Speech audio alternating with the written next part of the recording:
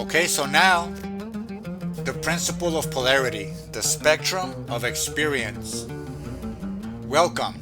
We now arrive at a principle that holds the key to transforming every seeming conflict, within and without, into a pathway of harmony. This is the fourth Hermetic principle, polarity.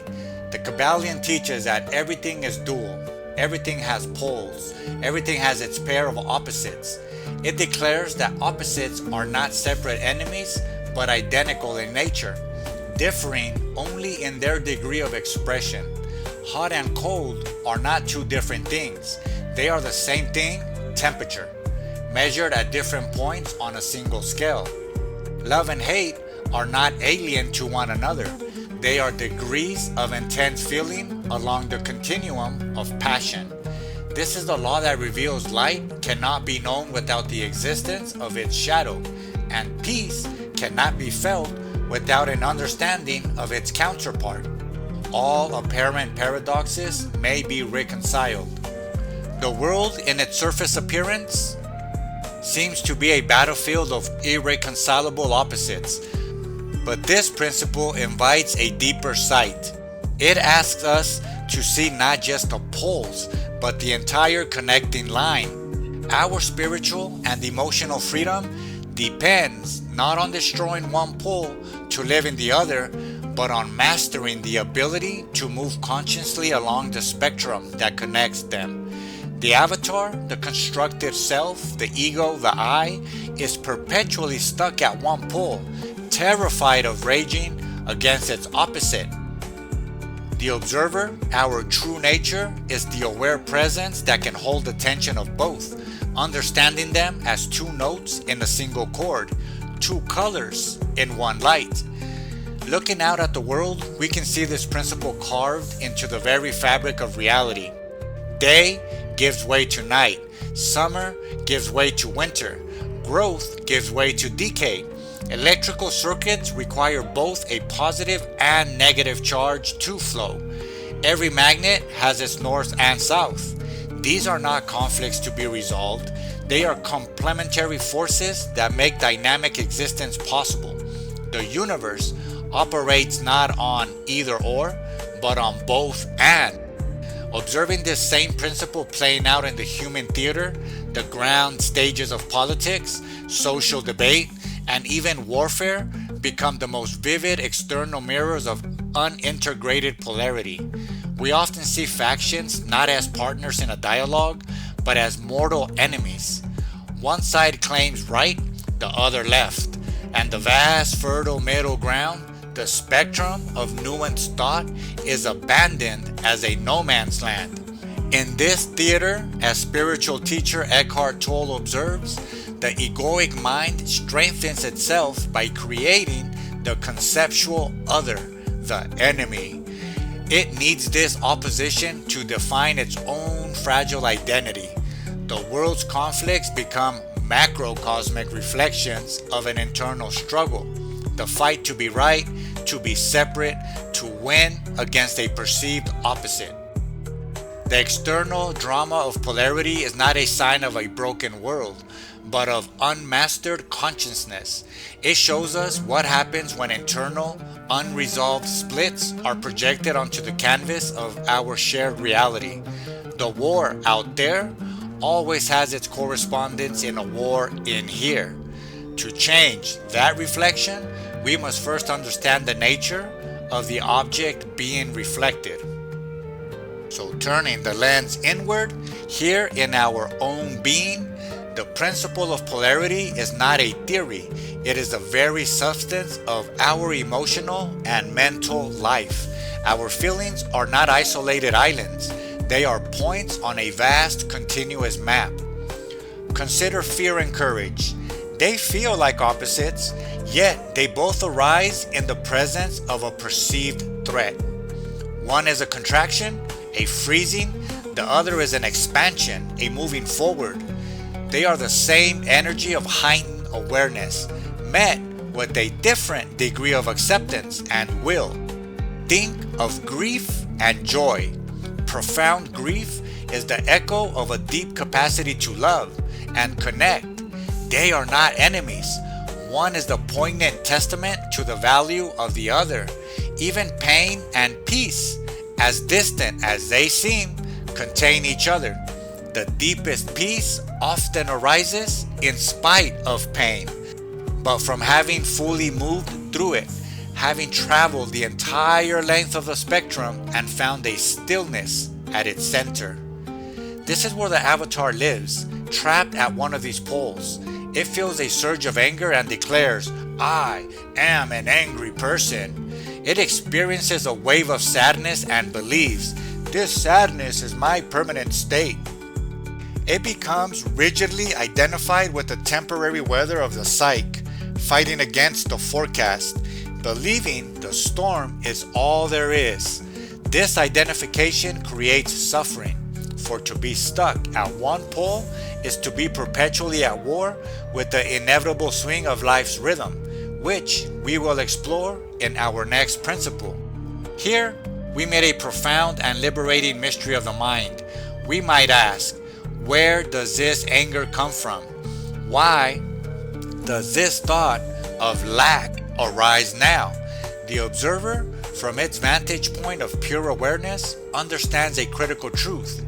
We do not need to know.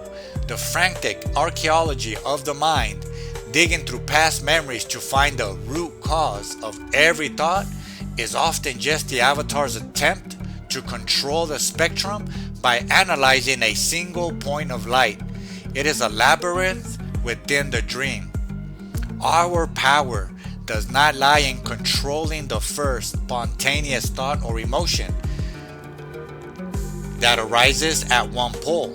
Our power lies in a conscious, creative response to it.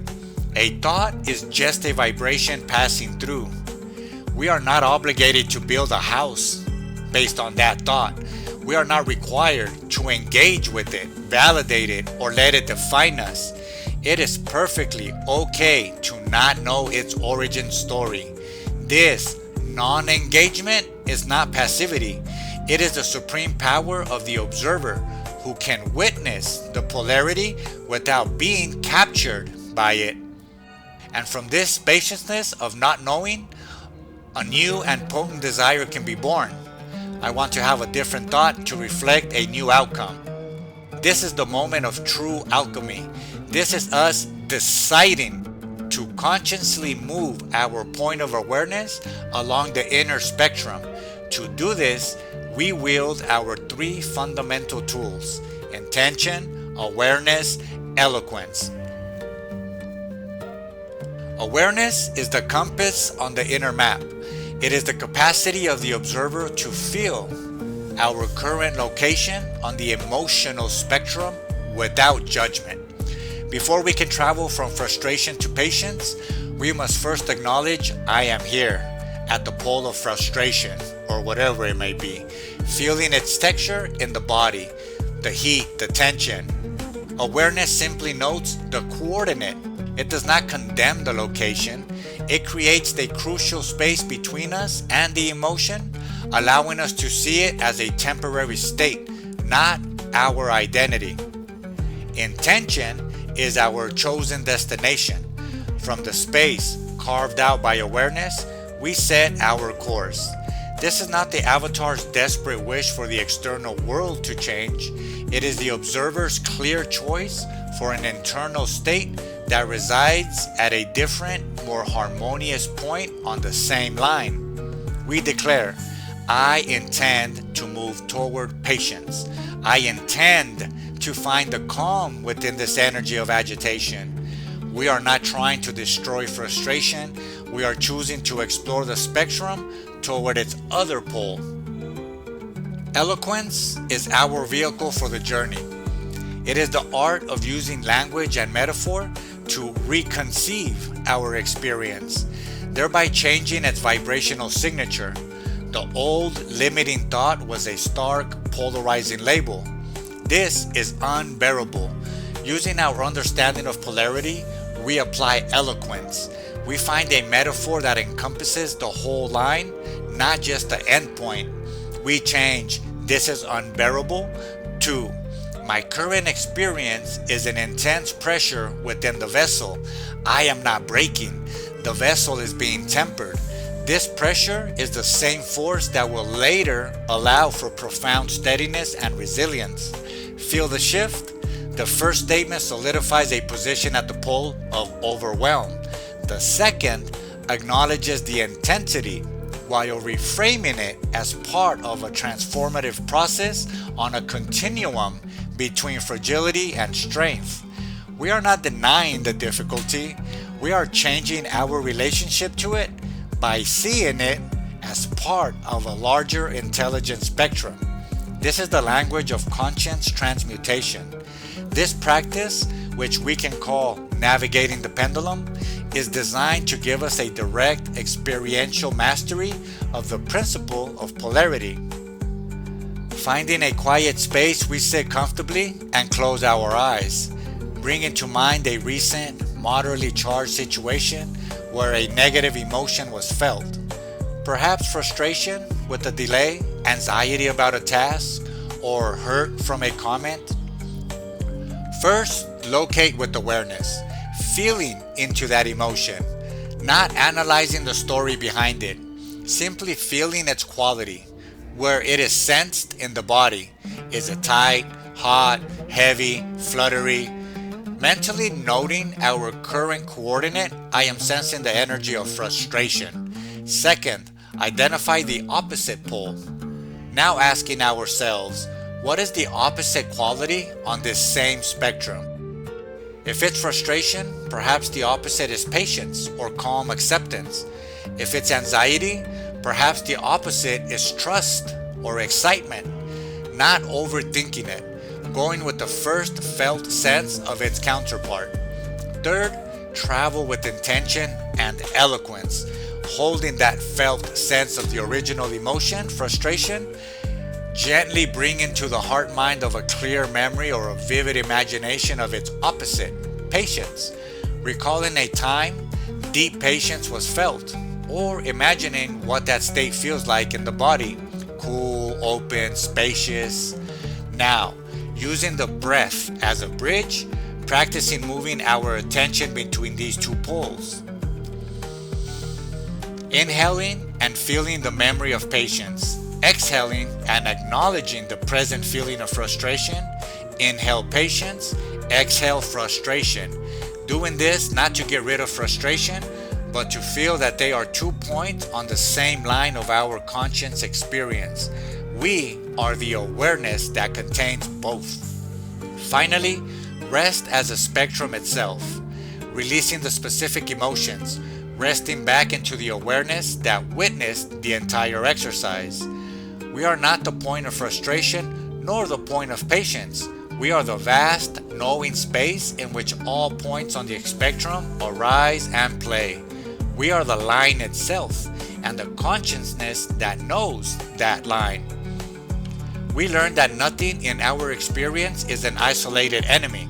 Every emotion, every thought, every external challenge is part of a divine pair. The pain holds the blueprint for peace. The fear contains the seed of courage. Our spiritual work is not to wage war on one half of reality, but to become the conscious artist who can appreciate the necessity of both and choose with intention and grace where to focus our creative light along the infinite spectrum of being. When this is mastered, the conflicts of the world lose their power to entangle us. We see the political opponent not as a demon, but as someone anchored to a different point on the spectrum of human concern.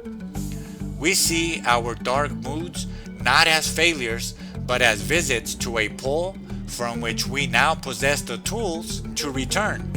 We become harmonizers of opposites, reconcilers of paradoxes. We understand that in the great mental universe, to know the light, we must first befriend the shadow, for they are and always have been one.